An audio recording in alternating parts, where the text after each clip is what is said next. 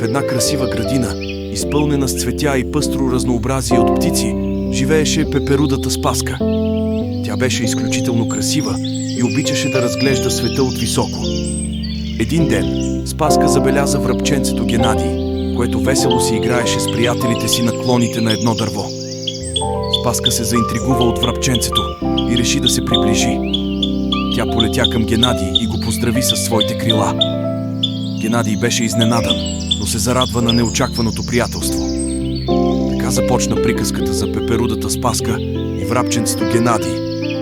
Те се забавляваха заедно, споделяха истории и научаваха много неща един от друг.